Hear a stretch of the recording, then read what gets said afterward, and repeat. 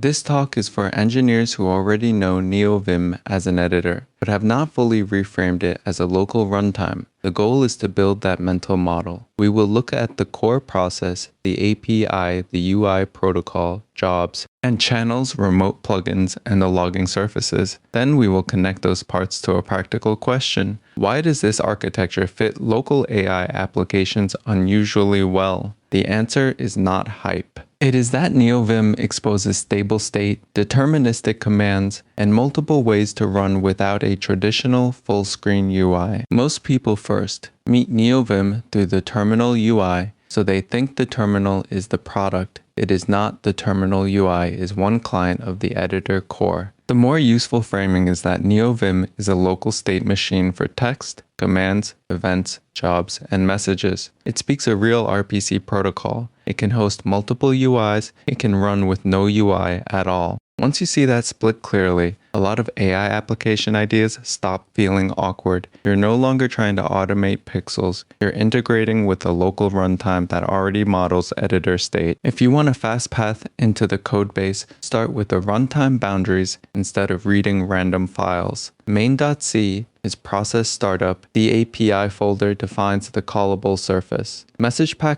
RPC is the transport layer that external clients see. The event and multi-queue pieces coordinate work inside the process. The TUI is the built-in terminal front-end, not the whole product. Then, the runtime folder shows how much behavior is shipped as Lua, Vim script, and data files instead of buried in the C core. That separation is exactly why Neovim is so composable. These flags change the product surface. Headless mode turns Neovim into a batch tool with no visible interface. Listen mode lets another process attach to a running session. Embed mode lets another app treat Neovim as the editing core. For local AI tools, that means you can choose between one-shot automation, a long-lived agent session, or a fully embedded editor experience. This is one of the most important design choices in the whole system. Neovim does not force the display layer and the editing core to be the same process boundary. The UI protocol lets another program draw the screen, while the same core keeps ownership of buffers, windows, messages, and editing semantics. For AI product design, that means you can build a narrow interface for one task, like code review or workflow editing, without re-implementing the editing engine underneath. It also means the agent and the human can reason about the same session state instead of keeping parallel copies. This is where Neovim becomes especially attractive for local AI tooling. The integration layer is a protocol, not a visual hack. A client can ask for the current buffer, set lines, create commands, inspect windows, and receive structured responses. That is a cleaner boundary than telling an AI to stare at a terminal screenshot and guess what happened. The editor can expose exact state. The client can keep an explicit transcript of each request. And because the transport works over Stio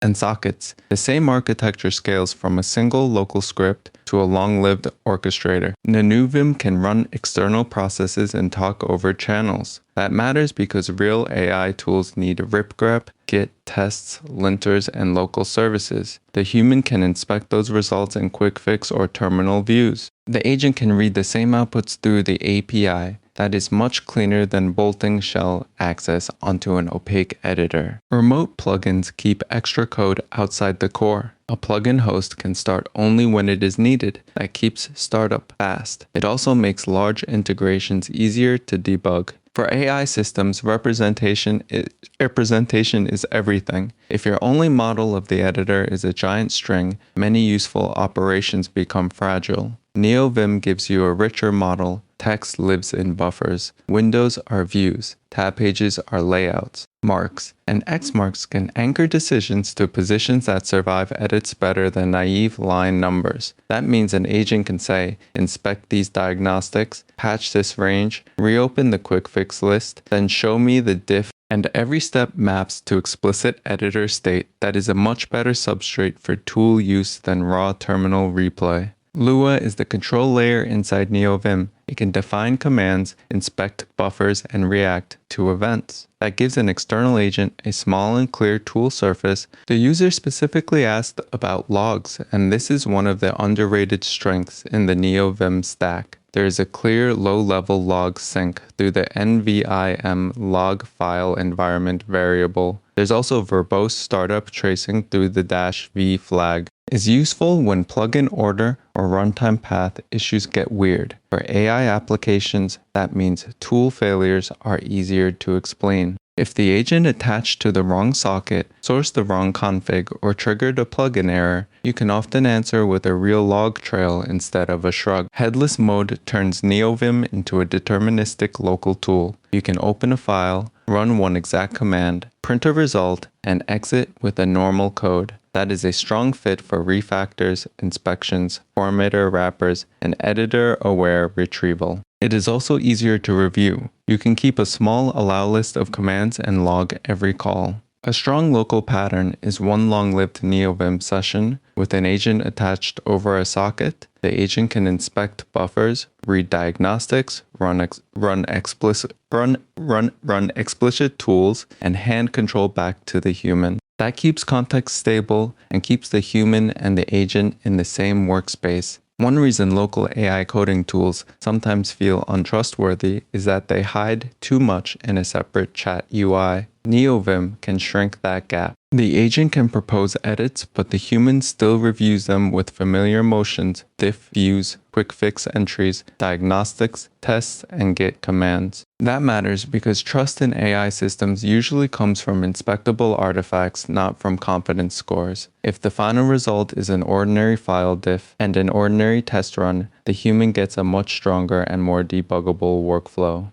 AI systems are only as good as the context they collect. Neovim helps because it can expose the current editing situation in structured form, which buffer is active. Where is the cursor? What diagnostics are visible? What is in quick fix? Which files came back from a search? Those are small, high-signal facts. They are far better prompt ingredients than dumping an entire repository into a model and hoping it chooses well. In practice, Neovim can serve as the context broker that turns live developer state into compact machine-readable signals. Now, we can say the core claim clearly: Neovim is a good substrate for local AI apps. It combines 4 things that usually live in separate products. It has a durable state model for editing. It has a scriptable API. It has built-in process and channel management, and it can run with or without a visible UI. That is unusually helpful when you're building a local assistant that needs to inspect files, ask for human review, call tools, and keep everything on one machine. The architecture lines up with the product requirements. This is not an argument to let an AI do anything it wants inside your editor. Neovim makes tool use easier, but that also raises the stakes for permissions.